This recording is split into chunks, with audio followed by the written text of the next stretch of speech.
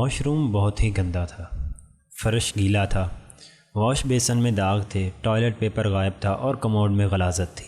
ہاتھ دھونے کے لیے صابن لگایا، ایک ٹونٹی کے نیچے ہاتھ رکھا وہ نہیں چل رہی تھی، دوسری کے نیچے ہاتھ رکھا وہ بھی ٹس سے مس نہ ہوئی۔ میں نے تیسری پر قسمت آزمائی، وہ چل پڑی۔ ڈرائر بھی نہیں چل رہا تھا اور ٹیشو پیپر کا باکس بھی خالی تھا۔ باتھ روم کی صفائی کا لڑکا دوڑ کر آیا اور مجھے چند ٹیشو پیپر پکڑا دیے۔ میں نے اس کا شکریہ ادا کیا اور اس سے پوچھا کیا آپ کافی پیتے ہیں؟ اس نے حیرت سے میری طرف دیکھا اور پھر نہ میں سر ہلا دیا۔ میں نے پوچھا اور چائے؟ اس نے ہاں میں سر ہلا دیا اور حیرت سے مجھے دیکھتا رہا۔ میں نے پوچھا کیا آپ میرے ساتھ ایک کپ چائے پئیں گے؟ اس نے میری طرف دیکھا، اس کے بعد اپنی طرف دیکھا اور بولا نہیں، آپ کا بہت بہت شکریہ۔ میں نے ہنس کر کہا آپ کو میرے ساتھ چائے پینی پڑے گی۔ وہ گو مگو کی حالت میں بولا سر میں ڈیوٹی پر ہوں، میں یہ کیسے کر سکتا ہوں؟ میں نے ہنس کر جواب دیا میں اگر آپ کو ڈیوٹی مینیجر سے اجازت لے دوں تو کیا آپ میرے ساتھ چائے پی لیں گے؟ اس نے غیر یقینی حالت میں ہاں کر دی۔ میں اسے لے کر ایئرپورٹ کے ڈیوٹی مینیجر کے کمرے میں چلا گیا۔ وہ بڑے اتفاق سے ملے۔ میں نے ان سے اپنا مدعا بیان کیا تو وہ تھوڑی دیر تک مجھے اور سویپر لڑکے کو دیکھتے رہے اور پھر بولے اس نے کوئی گڑبڑ تو نہیں کی؟ میں نے ہنس کر جواب دیا کیا آپ گڑبڑ کے بعد لوگوں کو چائے پلاتے ہیں؟ اس نے کہا لگایا اور لڑکے کو آدھ گھنٹے کے لیے چھٹی دے دی۔ میں اسے ساتھ لے کر کافی شاپ پر گیا، اس کے لیے چائے اور اپنے لیے کافی آرڈر کی اور ہم میز پر بیٹھ گئے۔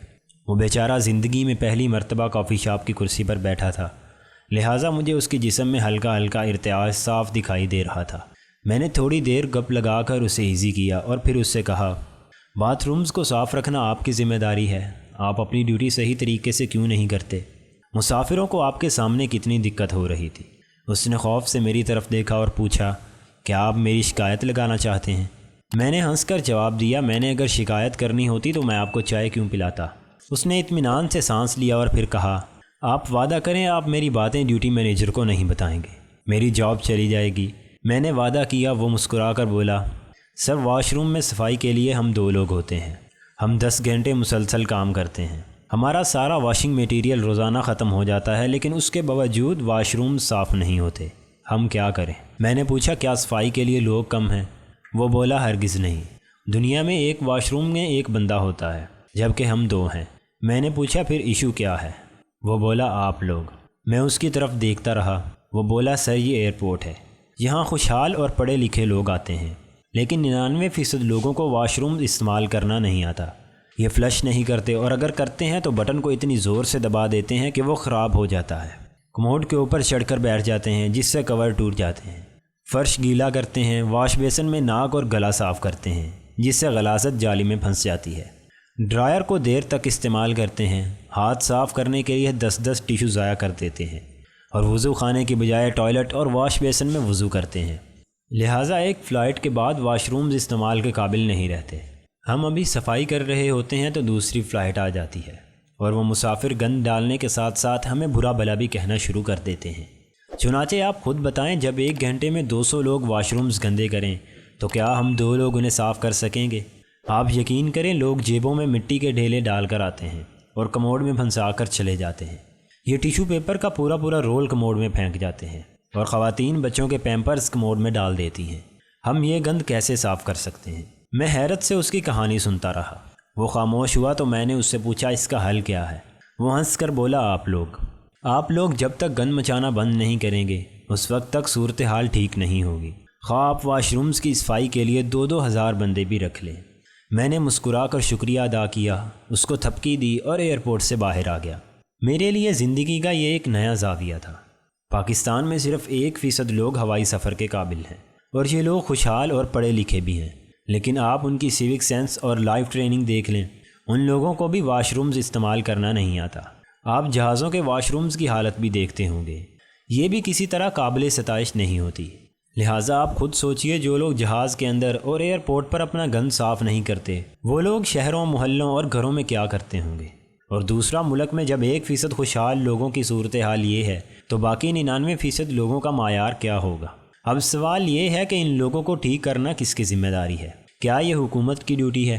کیا صدر یا وزیر اعظم آ کر انہیں ٹریننگ دیں گے؟ جی نہیں، یہ معاشرے کی اجتماعی ڈیوٹی ہے۔ ہم لوگ جب تک ایک دوسرے کو ٹرین نہیں کریں گے ہم سب لوگ جب تک اپنا بوجھ خود اٹھانا شروع نہیں کریں گے ملک کے مسئلے حل نہیں ہوں گے۔ لہٰذا میری حکومت سے درخواست ہے کہ آپ مہربانی فرما کر 2 کام کریں۔ 5ویں جماعت تک ایتھکس، ویلیوز اور سیوک سینس کو سلیبس کا حصہ بنا دیں۔ اسکولوں میں بچوں کو پڑھایا جانا چاہیے واش رومز کیا ہوتے ہیں، یہ کیسے استعمال کیے جاتے ہیں، اور ہر شخص کو استعمال کے بعد ان کی صفائی کرنی چاہیے۔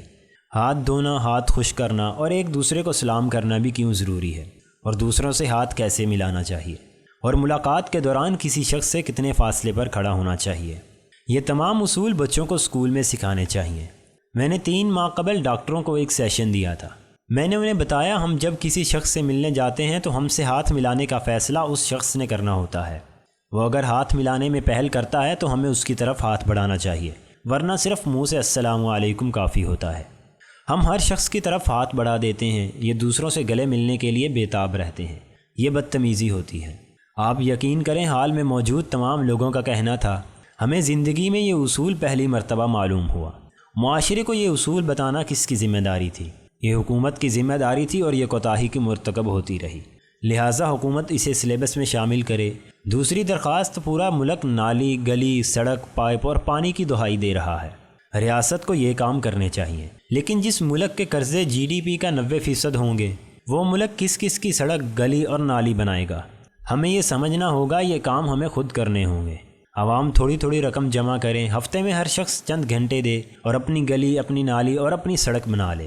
یہ پائپ بچھائے اور پھر حکومت سے درخواست کرے آپ اب ہمیں گیس سپلائی کر دیں، اور کھمبوں اور تاروں کا بندوبست خود کریں، اور بجلی سرکار سے لیں۔ لوگ ماضی میں پانی کا کنواں خود کھود لیا کرتے تھے، یہ سرکار کا انتظار کیوں کر رہے ہیں؟ آپ کی شلوار پھٹی ہوئی ہے یا آپ کی قمیض کا کپڑا کم ہے؟ یہ پورا کرنا اور اسے ریپیئر کرنا آپ کی ذمہ داری ہے، حکومت کی نہیں۔ عوام کو یہ نقطہ سمجھنا ہوگا، اور یہ باریک نقطہ سمجھانے کے لیے ہمیں سوشل لیڈرز کی ضرورت ہے۔ عمران خان خود ایک سوشل لیڈر ہیں، یہ کینسر اسپتال بھی بنا چکے ہیں اور یونیورسٹی بھی قائم کر چکے ہیں۔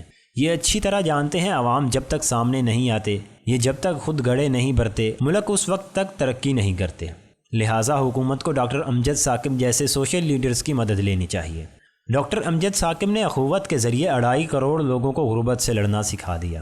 حکومت اگر ان جیسے 200 لوگوں کی ٹیم تیار کر دے اور یہ لوگ عوام کا ہاتھ پکڑ کر انہیں یہ سمجھا دیں یہ مسئلے آپ کے ہیں اور انہیں حل بھی آپ نے کرنا ہے، تو آپ یقین کریں ملک میں 5-10 برسوں میں بڑی تبدیلی آ جائے گی۔ میری حکومت سے درخواست ہے آپ اخلاقیات کو سلیبس کا حصہ بنا دیں اور ملک میں سوشل لیڈرز کی ٹریننگ کا ادارہ بنا دیں۔ یہ ادارہ سوشل لیڈرز تیار کرے، لیڈرز آگے لیڈرز تیار کریں اور یہ لیڈرز عوام کی رہنمائی شروع کریں، ملک پھر بدلے گا، ورنہ لوگ گلی، سڑک اور سویپر تلاش کرتے کرتے مر جائیں گے۔